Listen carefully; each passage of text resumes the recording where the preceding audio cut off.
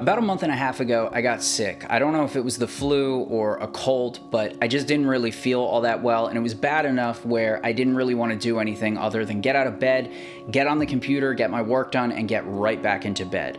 But through that downtime that I had, I started to feel something odd. I started to feel like I was doing something wrong or like I was missing out on something. And I realized that I've been posting to this YouTube channel pretty much every week for 2 years straight.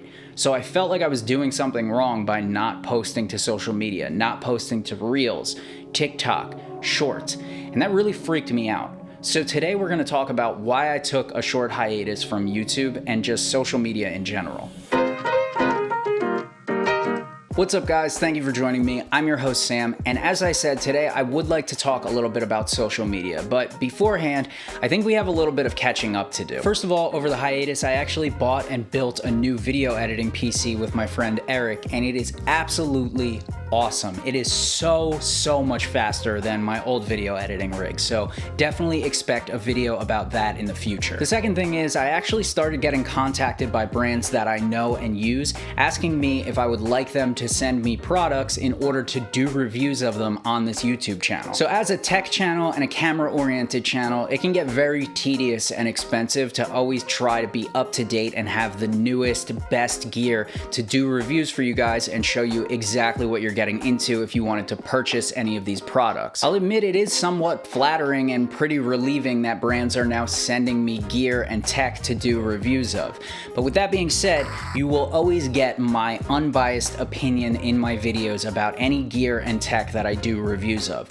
I don't care if they're offering to pay me in exchange for a good review. I don't care if they send me a Lamborghini and say to keep it. It will always be my unbiased opinion, and I'll always give you the good and the bad. I think that's enough catching up though, so let's talk about social media and why I took a break, why I feel good about the break that I took, and also the direction of the channel moving forward. Okay, so when I first made a conscious decision to say I'm not gonna post to YouTube for a little while until I start feeling better and I have a little bit more free time, I felt like I was doing something wrong. I felt like I was missing out on something. And the reason is because there's huge incentive nowadays with modern social media algorithms to just post more. It doesn't matter if it's a good idea, it doesn't matter if it has high production quality. As long as you're posting as often as possible, you get rewarded with views, subscribers, so on and so forth. Of course, this has the potential to be very addictive. It feels like you just always have to post when you're running a social media channel. It feels like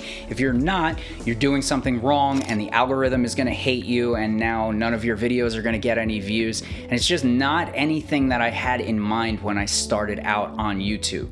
When I started, I had just bought a camera and I wanted a creative outlet that wasn't my guitar or video games. And I'm definitely not gonna sit here and bullshit you and say, I don't care about how many views I get, or I don't care about how many subscribers my channel has. Of course, it's always nice to have more of those things, have more ad money coming in so that I can continue making videos, tutorials, reviews. However, I don't want growth just for the sake of growth. I don't want the quality of the videos to suffer because I'm always rushing them out.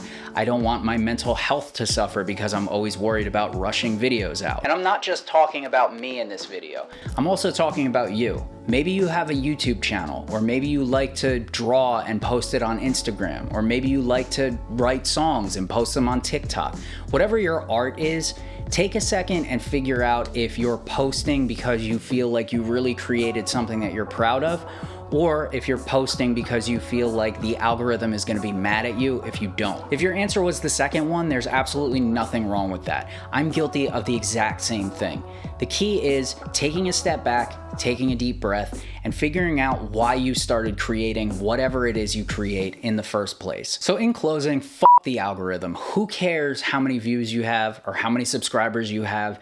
Nobody ever picked up a guitar or a paintbrush and said like, oh, when I learn this, I'm gonna have so much AdSense money. That's not why you got into creating art in the first place. If you can get back into why you started, mentally, you're gonna feel a whole lot better. And that's the best advice that I can give you. If you got something out of this, consider going down and hitting the like and the sub button. It means the world to content creators like me. Thank you for joining me on another episode, and I'll see you guys in the next one. Bye.